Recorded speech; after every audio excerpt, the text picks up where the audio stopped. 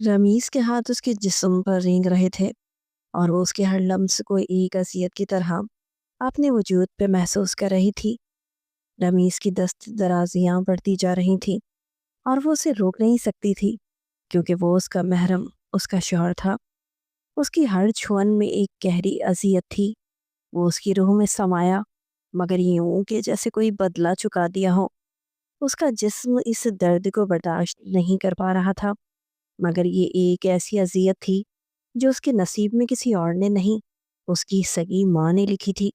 اسے یوں لگا جیسے اس کی ماں نے رمیز کے ساتھ اس کا سودا کر دیا تھا اور رمیز اس سے اپنی قیمت وصول رہا تھا۔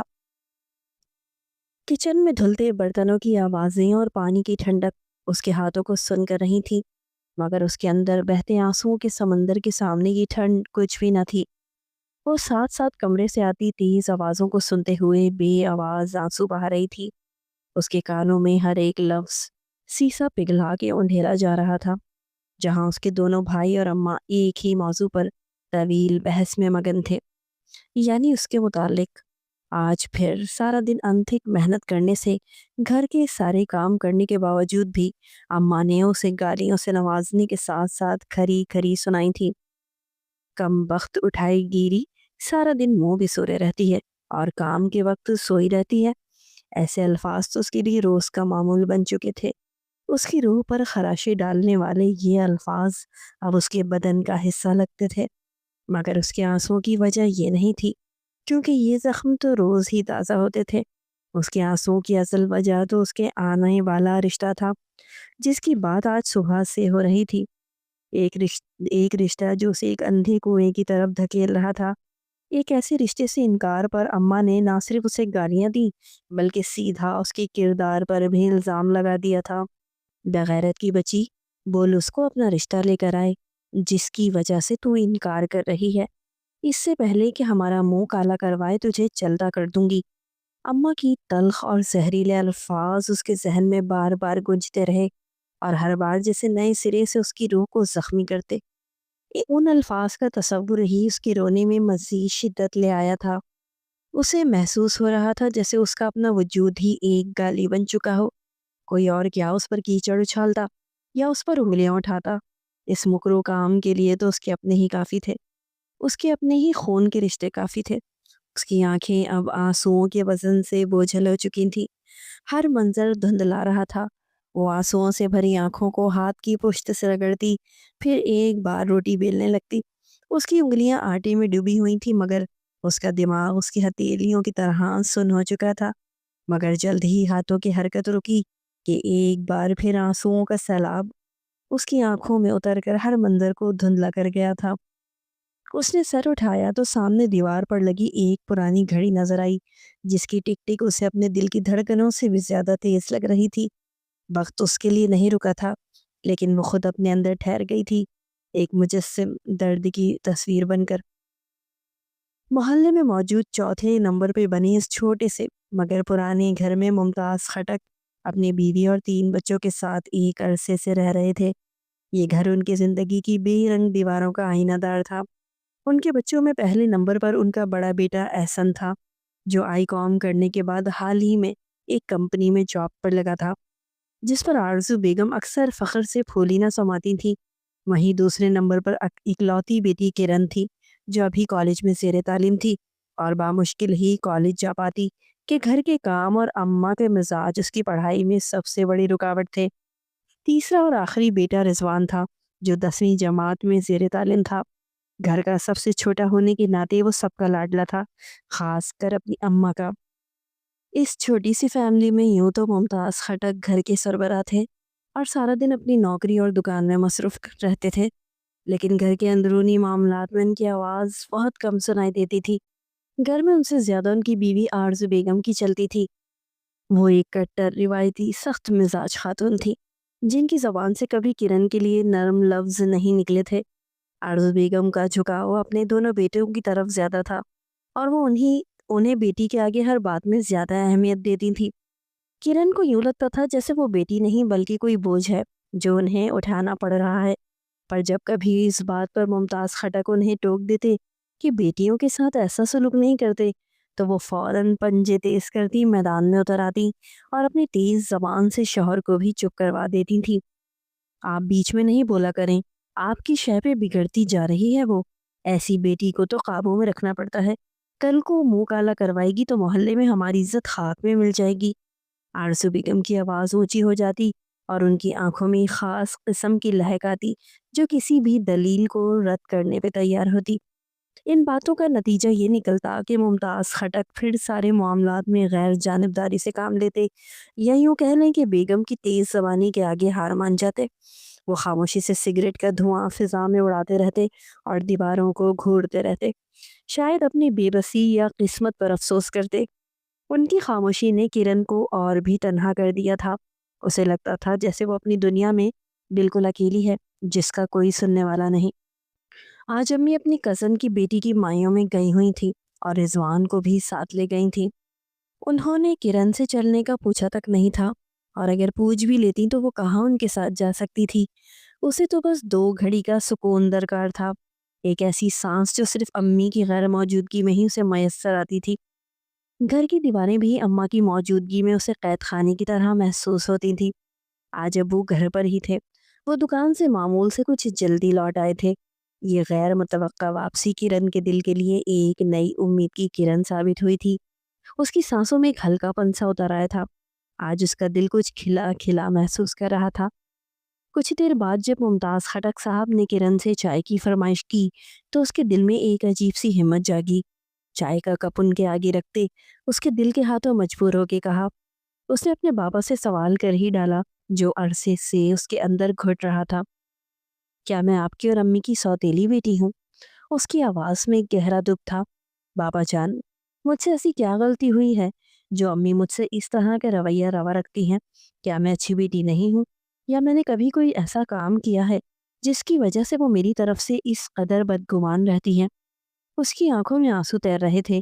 آج بالآخر وہ اپنے دل کا سارا بوجھ اپنے لبوں پہ لے آئی تھی، برسوں کی خاموشی ٹوٹ گئی تھی۔ ممتاز خٹک صاحب نے بھی فوراً محبت سے اس کے چہرے کو اپنے ہاتھوں کے پیالے میں لیا تھا۔ ان کی آنکھوں میں ایک شفقت بھری چمک تھی۔ نہیں میری بچی، تم تو میری سب سے پیاری اولاد ہو، میرے گھر کی رونق ہو۔ وہ کرن کو نہایت محبت بھری نظروں سے دیکھ رہے تھے، ان کی آواز میں پدرانہ شفقت جھلک رہی تھی، لیکن کرن کی نظروں میں کوئی امید کی کرن نہیں جاگی تھی۔ اس کا دل یہ حقیقت خوب جانتا تھا کہ جس طرح کا روایتی بے رحم اور متعصبانہ رویہ اس کے ساتھ اس گھر میں روا رکھا جاتا ہے، وہ اس کی تمام خوش فہمیوں پر پانی پھیرنے کے لیے کافی تھا۔ وہ جانتی تھی کہ یہ الفاظ محض تسلی ہیں، حقیقت کچھ اور ہے۔ تو پھر ابو امی میرے ساتھ ایسا رویہ کیوں رکھتی ہیں؟ کیوں وہ مجھے محبت نہیں دیتی؟ آپ انہیں کیوں نہیں سمجھاتے؟ کرن کی آواز میں گہرا شکوہ تھا۔ میں نے شادی سے انکار اس لیے نہیں کیا کہ خدا نہ خواستہ میں کسی اور کو پسند کرتی ہوں۔ نہیں بابا جان، ایسی کوئی بات نہیں ہے، بلکہ جو رشتہ میرے لیے آیا ہے وہ مجھے مناسب نہیں لگ رہا۔ آپ کیوں امی کو نہیں سمجھا رہے کہ وہ کسی اور بہتر جگہ پہ میری شادی کریں، لیکن یہاں نہیں؟ اپنی ماں کے گھر میں موجود نہ ہونے کی وجہ سے وہ کسی حد تک بلا جھجک اپنے باپ سے بات کر رہی تھی۔ اس نے اپنے دل کی تمام گرہیں کھول دی تھی، اور ویسے بھی وہ گھر میں اگر سب سے زیادہ کسی سے قریب تھی تو وہ ممتاز خٹک صاحب ہی تھے۔ وہی تھے جن سے وہ کبھی کبھار اپنے دل کی بات کر پاتی تھی، لیکن وہ بھی اپنی جگہ مجبور تھے۔ آرزو بیگم کی زبان اتنی کٹیلی اور تیز دھار تھی کہ اس کی دھار کے آگے کبھی کوئی ٹک نہیں پایا تھا۔ ممتاز خٹک صاحب شروع سے ہی ایک امن پسند انسان تھے، بلکہ شاید امن پسندی سے زیادہ وہ ایک ڈرپوک شخص تھے جو شاید اپنی زندگی کے پہلے ہی محاذ پر آرزو بیگم سے ہار مان چکے تھے، اور اب گھر کی سیاہ اور سفید کی مالک صرف آرزو بیگم ہی تھی۔ وہ اس کے ہر فیصلے کے آگے سر تسلیم خم کر چکے تھے۔ ٹھیک ہے، میں تمہاری ماں سے بات کروں گا، تم پریشان مت ہو میری بچی، اور اپنے نصیب پہ بھروسہ رکھو، یقیناً اللہ پاک نے تمہارے لیے بہتر ہی سوچ رکھا ہوگا۔ انہوں نے جیسے کرن سے زیادہ اپنے آپ کو تسلی دی تھی۔ ان کے الفاظ میں ایک بے بسی سی تھی، ایک ایسی بے بسی جو وہ خود محسوس کرتے تھے۔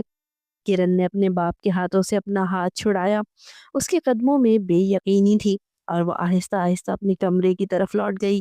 اس کا دل ایک ہلکی سی امید اور ایک گہرے خوف کے درمیان لٹک رہا تھا۔ اگلے دن شام میں ممتاز خٹک صاحب نے آرزو بیگم سے کرن کے لیے آئے رشتے کو مسترد کرنے کی بات کی تھی۔ انہیں امید تھی کہ شاید آرزو بیگم ان کی بات سنیں گی، لیکن آرزو بیگم نے حسب معمول سے غلط انداز میں ہی لیا تھا۔ آپ کون ہوتے ہیں اس طرح کی بات کرنے والے؟ ان کی آواز میں شدید ناراضگی تھی۔ آپ جانتے ہی کیا ہیں گھر کے بارے میں؟ آپ کی تو بس یہی زندگی ہے، گھر سے دکان، دکان سے گھر۔ گھر میں کیا چل رہا ہے، کیا کرنا ہے، آپ کچھ نہیں جانتے، اس لیے اس معاملے میں نہ ہی بولیں تو اچھا ہے۔ میں اس کی ماں ہوں اور چاہتی ہوں کہ وقت رہتے اسے اس کے گھر کا کر دوں۔ میں کوئی اسے بھاڑ میں تھوڑی جھونک دوں گی، اس لیے آپ کو اس معاملے میں بولنے کی کوئی ضرورت نہیں ہے۔ آرزو بیگم نے ہمیشہ کی طرح ممتاز خٹک صاحب کا منہ بند کر دیا تھا۔ ان کی زبان کی دھاڑ نے ممتاز خٹک صاحب کو خاموش کر دیا، اور وہ واقعی اپنا سا منہ لے کے دل میں بوجھ لیے کمرے میں روانہ ہو گئے تھے۔ کرن کو جو ایک ہلکی سی امید تھی کہ اس کا باپ اس کے حق میں بولے گا، لڑے گا، اب وہ امید بھی دم توڑ چکی تھی۔ اس کے اندر کی چھوٹی سی شمع بھی بجھ گئی تھی، اور ایک بار پھر سے تاریکی اور تنہائی کے سمندر میں وہ غرق ہو چکی تھی۔ اسے معلوم ہو گیا تھا کہ اس کی قسمت کا فیصلہ ہو چکا ہے، اور وہ اپنے ہی گھر میں ایک اکیلی بے بس قیدی ہے۔ وقت گزرنے کے ساتھ اماں کی زبان سے ادا ہوتے الفاظ اور ان کا رویہ دونوں بیٹوں کے منہ میں بھی آنے لگے تھے۔ احسن اور رضوان، جو ابتدا میں شاید اتنے سخت نہ ہوں، اب اپنی ماں کے نقش قدم پہ چلتے ہوئے کرن پر ہر بات میں کڑوی باتیں کرنے لگے تھے۔ اور کبھی کبھی تو دونوں بھائی کسی نہ کسی بات پر، خواہ وہ کتنی ہی معمولی کیوں نہ ہو، کرن پر ہاتھ صاف کرنے سے باز نہ آتے۔ تھپڑ، مکے اور ڈنڈے اس کے جسم کا معمول بن چکے تھے۔ کرن بس مار کھاتی، ماں سوائے آنسو بہانے کے اور کچھ نہ کر پاتی، کہ یہاں سننے والا کوئی تھا ہی نہیں۔ اس کا دل کرتا کہ وہ چیخ چیخ کے اپنا درد بیان کرے، مگر اس کی گلے سے آواز ہی نہیں نکلتی تھی۔ اسے لگتا تھا جیسے اس کے گلے میں کوئی پھندا پڑا ہے جو اسے بولنے نہیں دیتا۔ اس کی آنکھوں میں ہر وقت ایک ویرانی سی چھائی رہتی تھی، ایک ایسی ویرانی جو اس کی روح کی گہرائیوں تک اتر چکی تھی۔ بچپن سے ہی روک ٹوک، تانے اور مار پیٹ کا نتیجہ یہ نکلا تھا کہ وہ اب دبنے اور ڈرنے کے بجائے اندر ہی اندر ایک باغی شخصیت اختیار کر گئی تھی۔ اب وہ اکثر اماں اور بھائیوں کو جواب دے دیتی، کبھی اپنی آواز کے ذریعے تو کبھی اپنی آنکھوں میں ایک بغاوت بھر کر۔ اس کے اندر کا یہ باغی پن اس کی آخری پناہ گاہ تھی، جہاں وہ اپنے آپ کو مکمل طور پہ ہارنے سے بچاتی۔ جب وہ جواب دیتی تو آرزو بیگم کا غصہ ساتویں آسمان کو چھو جاتا۔ وہ اشتعال میں آ کر کمرے سے ڈنڈا اٹھا لاتی اور اس کی خوب توازہ کیا کرتی تھی۔ ڈنڈے کی ہر چوٹ اس کے جسم پر نہیں بلکہ اس کی روح پہ پڑتی تھی، اور ہر چوٹ اسے مزید مضبوط بناتی تھی۔ شاید قصور آرزو بیگم کا بھی نہ تھا کہ ان کی اماں نے بھی تو بیٹی کے آگے ہمیشہ بیٹوں کو اہمیت دی تھی۔ یہ سوچ کی میراث تھی، نسل در نسل چلتی آ رہی تھی۔ پھر پرانی اور قدامت پسند سوچ رکھنے والی آرزو بیگم کیوں نہ بیٹا بیٹی میں فرق کرتی؟ یہ ایک ایسا چکر تھا جس میں کرن بری طرح پھنس چکی تھی۔ اسے لگتا تھا جیسے وہ ایک صدی پرانی قید میں ہے۔ دفع ہو جائے اس گھر سے، جان چھوڑ دے ہماری، شادی کر اور نکل جا۔ آج پھر کسی بات پر آرزو بیگم کا غصہ بے قابو ہو گیا تھا۔ اس بار بات کرن کی دیر سے اٹھنے کی تھی، حالانکہ وہ رات بھر روتی رہی تھی اور بامشکل ہی چند گھنٹے سو پائی تھی۔ آرزو بیگم اس پر پھر تانوں اور گالیوں سے نواز رہی تھی۔ ان کی آواز میں نفرت اور حقارت کا شدید احساس تھا، جسے کرن کی زندگی میں کوئی زہر گھول رہی ہو۔ میں کہاں جاؤں؟ گھر سے بھاگ جاؤں؟ کرن کا ضبط اب جواب دے گیا تھا۔ برسوں کی خاموشی اور برداشت کے بعد اس کے گلے سے آواز نکلی تھی۔ اس کی آواز میں گہری چبھن اور دکھ تھا۔ اس کا جسم اندر سے لرز رہا تھا، مگر اس کے الفاظ مضبوط تھے۔ اس کی آواز اونچی ہوئی تو گھر میں ایک شور سا بپا ہو گیا تھا۔ ایک کیا شور مچا رکھا ہے؟ چھٹی والے دن بھی گھر میں سکون سے نہیں رہ سکتے؟ بڑے بھائی احسن کی آواز گونجی، جو اپنی نیند خراب ہونے پہ جھنجھلاتا ہوا کمرے سے نکل کر چیختے چلاتے لاؤنج میں آیا تھا۔ اس کی آنکھوں میں غصہ اور نیند کا خمار دونوں تھے۔ شادی کریں اور نکالیں اسے اس گھر سے، اس نے ہی گھر کا ماحول خراب کر رکھا ہے، یہ ایک نحوست ہے گھر کے لیے۔ وہ غصے سے چلایا، اور اس کا غصہ براہ راست کرن پہ تھا، جیسے وہ ہی تمام مسائل کی جڑ ہو۔ کیوں جاؤں میں؟ یہ میرے بھی باپ کا گھر ہے۔ گھر سے نکالنے والی بات کرن کو تازیانے کی طرح لگی۔ اس کے دل پر جیسے بجلیاں گر گئی ہوں۔ یہ اس کا اپنا گھر تھا، اس کے باپ کا گھر تھا، مگر اس کے لیے یہاں کوئی جگہ نہیں تھی۔ تبھی خود کو بولنے سے وہ روک نہ سکی۔ اس کی آواز میں ایک مایوس کن بغاوت تھی۔ آپ لوگ مجھے ایسے نکالنے کی بات کرتے ہیں جیسے میں کوئی کچرا ہوں۔ نکل نکل یہاں سے، تو اس قابل نہیں ہے کہ تجھے گھر میں رکھا جائے۔ نمک حرام عورت، سسرال میں بھی جوتے کھائے گی۔ شادی کریں اور نکالیں اسے، ورنہ ایک دن ہم سب کا منہ کالا کرائے گی یہ غلیظ عورت۔ احسن بولنے پہ آیا تو رکنے کا نام ہی نہیں لیا۔ اس کے الفاظ زہر میں بجھے ہوئے تیر تھے جو کرن کے دل کو چھلنی کر رہے تھے۔ وہ اپنے سارے غصے، اپنی ساری فرسٹریشن اپنی بہن پہ نکال رہا تھا، جو شاید اس کی اپنی ناکامیوں کا نتیجہ تھی۔ اس کی آواز اور بھی بلند ہو گئی اور الفاظ کی شدت اتنی تھی کہ گھر کی دیواریں بھی کانپ اٹھی، جبکہ آرزو بیگم کو اس کے الفاظ کی شدت اور گالیوں کے بجائے گھر سے باہر تک جاتی آوازوں کی فکر ہونے لگی کہ کہیں پڑوسی سن کے تماشا دیکھنے گھر ہی نہ آ جائیں۔ انہیں اپنی عزت اور سماجی حیثیت کا زیادہ خیال تھا بجائے اپنی بیٹی کے جذبات کے۔ چپ ہو جا، لوگ جمع ہو جائیں گے تیری آواز سن کر، انہوں نے احسن کو ڈانٹا، مگر ان کی آواز میں اصل غصہ احسن پہ نہیں بلکہ اس صورتحال پہ تھا جو ان کی عزت کا پردہ چاک کر سکتی تھی۔ ہونے دے جمع، اس کی وجہ سے میری شادی بھی نہیں ہو رہی اماں، اس کی وجہ سے میرا رشتہ ٹوٹنے والا ہے۔ شادی کریں اور نکالیں اسے گھر سے، میں تو اس کے جنازے میں بھی شریک نہیں ہوں گا۔ احسن مزید دھاڑا۔ اس کی آنکھوں میں ایک شدید نفرت تھی، جیسے کرن اس کی تمام ارمانوں کی رکاوٹ ہو۔ اس نے کرن کی طرف انگلی اٹھائی اور اس کی آنکھوں میں ایک ایسی چمک تھی جو کرن کے دل میں مزید خوف بھر گئی۔ کرن ضبط سے سنتی، بھائی کو دیکھ رہی تھی، اس کے جسم میں جیسے جان نہیں رہی تھی۔ یہ سب اس کے لیے روز کا معمول تھا، لیکن آج ان الفاظ کی شدت اس قدر تھی کہ وہ اپنی برداشت نہیں کر پا رہی تھی۔ پھر اسے رونا آ رہا تھا۔ اگر ان دونوں کی، یعنی احسن اور رضوان کی شادی میں تاخیر ہو رہی تھی تو یہ اس کا قصور تو نہ تھا۔ وہ کیسے ذمہ دار ہو سکتی تھی اس بگاڑ کی؟ وہ آنسوؤں پر بند باندھی لڑکھڑاتے قدموں سے کمرے سے نکلی۔ اس کا دل دھڑکنے بھول چکا تھا، مگر دوسرے کمرے میں آتے ہی اس کا ضبط جواب دے گیا تھا۔ وہ دھڑام سے دروازہ بند کر کے بستر پہ گر گئی۔ اس کے بعد وہ منہ پہ ہاتھ رکھے اپنی آوازوں کا گلا گھونٹتی، بلک بلک کے آنسو بہاتی رہی اور اپنے مرنے کی دعائیں مانگتی رہی۔ کاش موت اسے گلے لگا لے، کاش یہ زندگی کا عذاب ختم ہو جائے، کاش اسے اس اذیت سے نجات مل جائے۔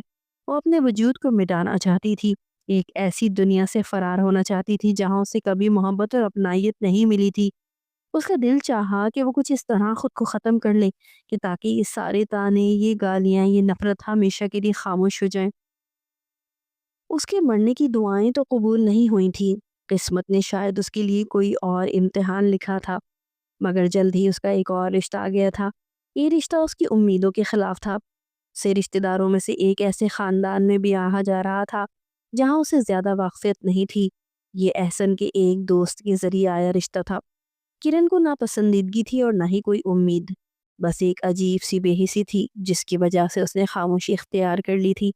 شاید اسے لگا کہ اس کے لیے آزادی کا ایک موقع ہو، ایک ایسے قفس سے نجات کا ذریعہ جس میں وہ بچپن سے قید تھی۔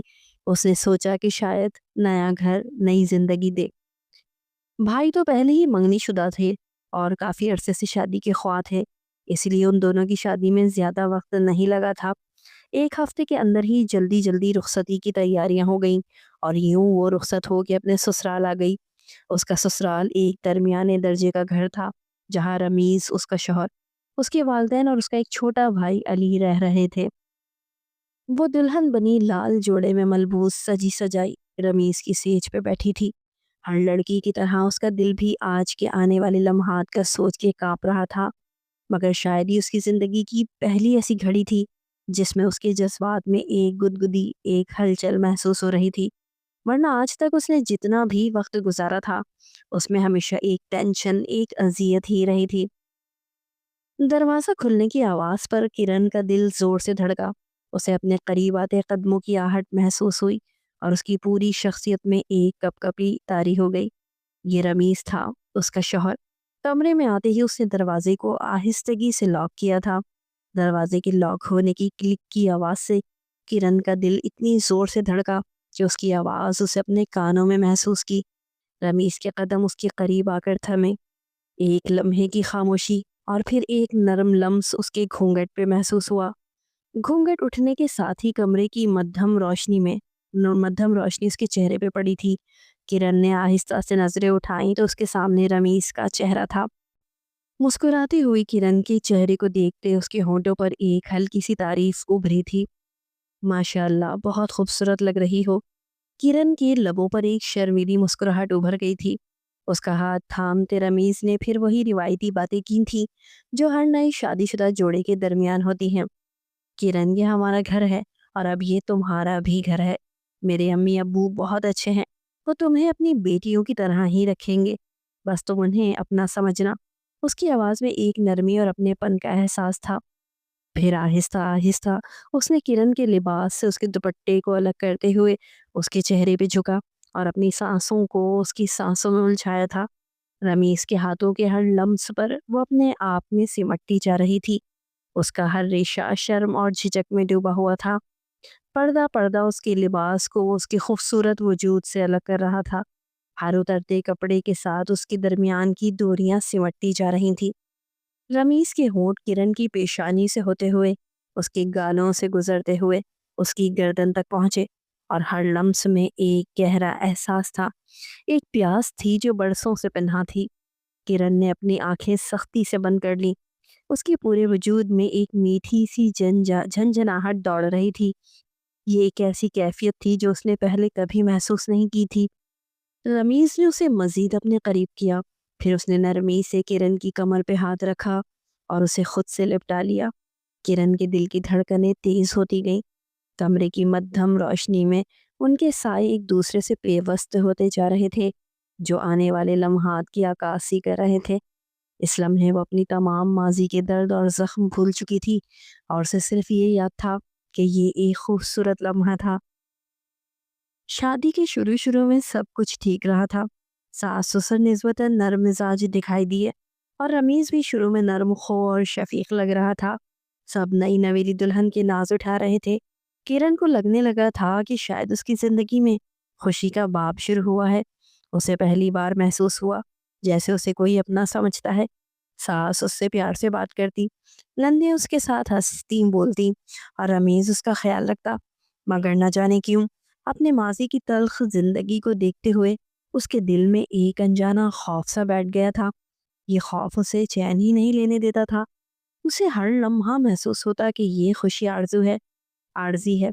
ये सुकून महज एक धोखा है और ये कब रेत की दीवार की तरह ढेर हो जाए कोई नहीं जानता। उसे अपने पिछले घर में मिलने वाले ताने और भाइयों की मारपीट याद आती रहती और वो डरती रहती कि कहीं ये सब यहाँ भी शुरू ना हो जाए। वक्त गुजरने लगा। एक हफ्ता, एक महीना, 6 माह और फिर जब उसकी शादी को 1 साल से थोड़े ऊपर का वक्त गुजरा तो ससुराल वालों की तरफ से औलाद ना होने के ताने मिलने लगे। ये ताने सरगोशियों में शुरू हुए, फिर बुलंद आवाज में होने लगे और आखिरकार हर बात पर हर किसी के मुंह से निकलने लगे। सास, नंद और फिर खुद रमीज भी इस मामले में पीछे ना रहे। किरण के दिल पे ये ताने तीर की तरह लगते थे। वो दिन रात दुआ करती थी, डॉक्टरों के चक्कर लगाती थी, मगर किस्मत उसके साथ नहीं दे रही थी। ससुराल वालों को उसकी तकलीफ से कोई गरज नहीं थी, उन्हें सिर्फ एक वारिस की फिक्र थी। उसके बाद बात बात पर लड़ाई झगड़ों का एक ना खत्म होने वाला सिलसिला शुरू हो गया। अब घर का माहौल उसके पिछले घर जैसा ही हो चुका था। पहले दिन में एक झगड़ा होता, फिर दो, और फिर सारा दिन घर में एक तनाव का माहौल रहने लगा। किरण के दिल में वही पुराना खौफ लौट आया था जो अब हकीकत का रूप धार चुका था। अब अगर तुमने अम्मी से जबान चलाई तो मुझसे बुरा कोई नहीं होगा। रमीज खा जाने वाली नजरों से उसे देखते गुर्राया। उसकी आंखों में शदीद गुस्सा था। वो अभी दफ्तर से घर लौटा था और आते ही माँ की तरफ से मिलने वाली बीवी की तवील शिकायतों ने उसका दिमाग घुमा के रख दिया था। उसकी माँ ने किरण की तरफ से होने वाली हर मामूली बात को बढ़ा चढ़ा के पेश किया था और रमीज बगैर तहकीक किए गुस्से में लाल हो चुका था।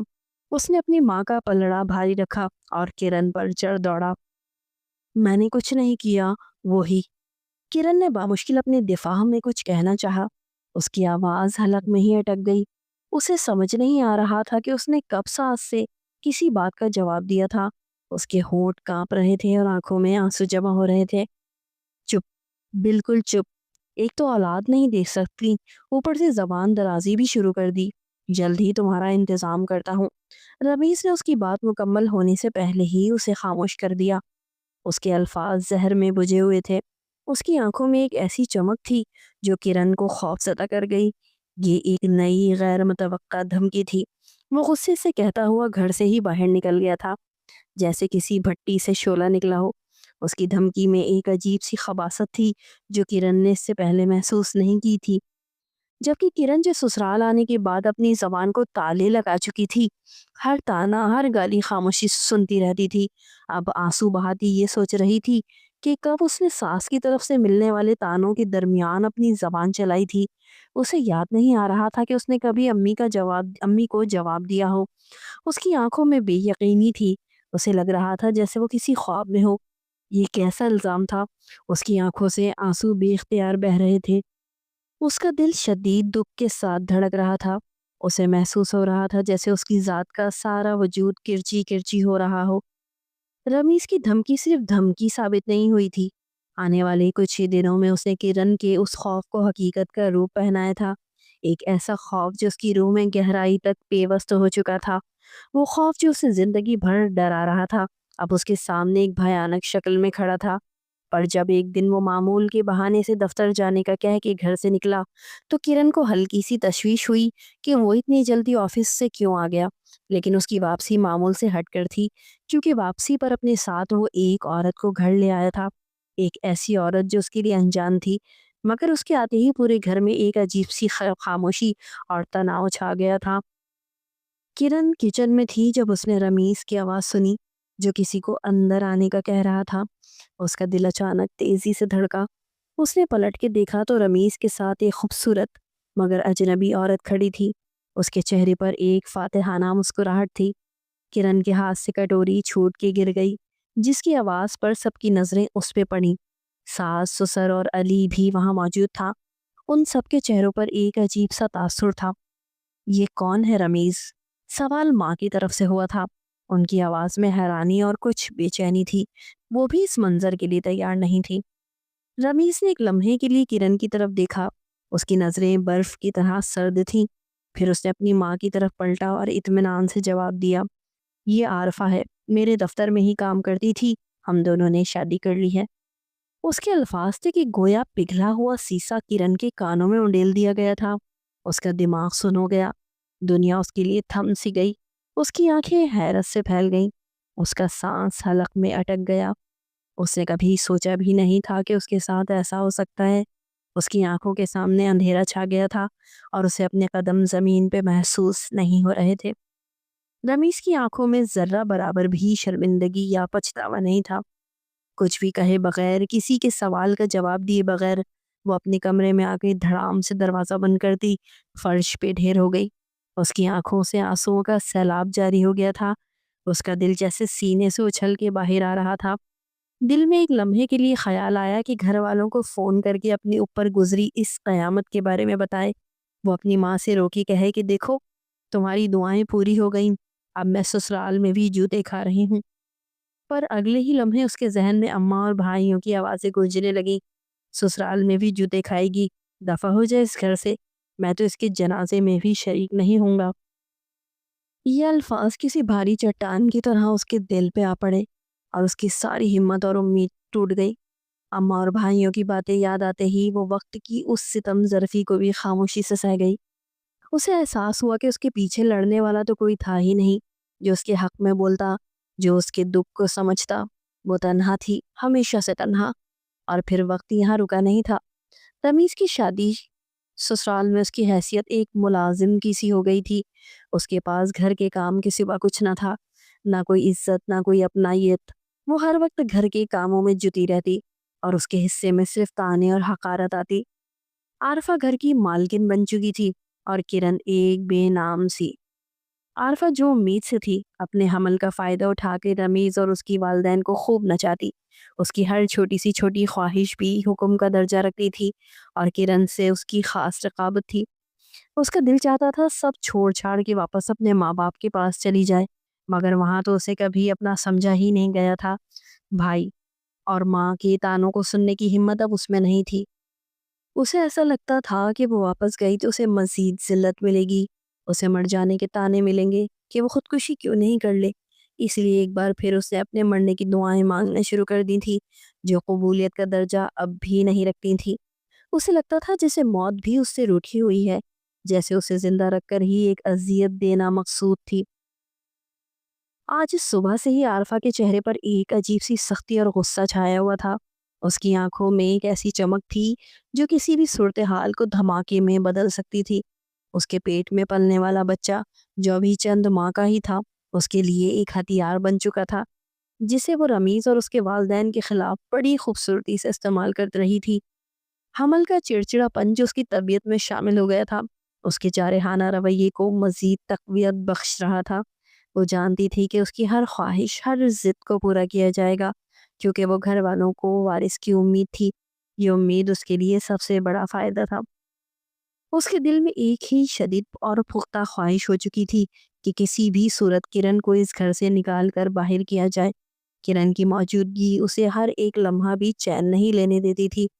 اسے لگتا تھا جیسے کرن ایک کانٹے کی طرح اس کے گلے میں اٹکی ہوئی ہے، اس کی خوشیوں کو گھن لگا رہی ہے۔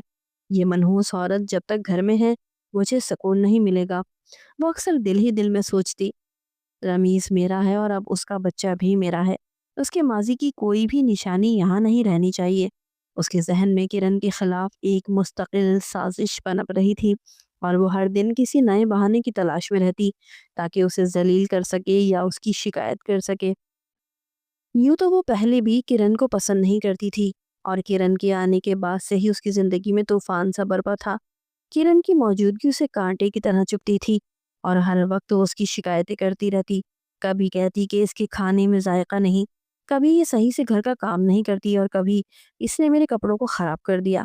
ساس سسر بھی عارفہ کے حمل کی وجہ سے اس کی بات کو زیادہ اہمیت دیتے تھے۔ رمیز بھی عارفہ کے سامنے بے بس ہو چکا تھا۔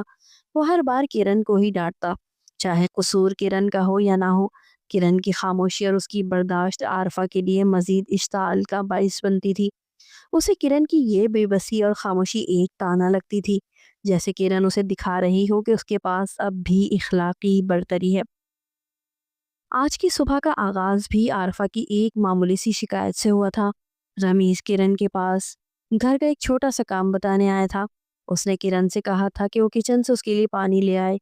کرن جب پانی لے گئی تو رمیز بھی اس کے پیچھے گیا اور اسے کچھ اور ضروری کام بتانے لگا۔ یہ ایک معمولی اور بے ضرر سی بات تھی، لیکن عارفہ نے اسے اپنی توہین سمجھ لیا۔ جب عارفہ کچن میں داخل ہوئی اور رمیز کو کرن سے بات کرتے دیکھا تو اس کے سر میں جیسے آگ لگ گئی۔ اس کی آنکھوں میں شدید حسد اور غصہ امڑ آیا۔ تمہیں اس بے اولادی سے کیا کام؟ یہ خود اپنے ہاتھوں سے کیوں نہیں لے لیتا پانی؟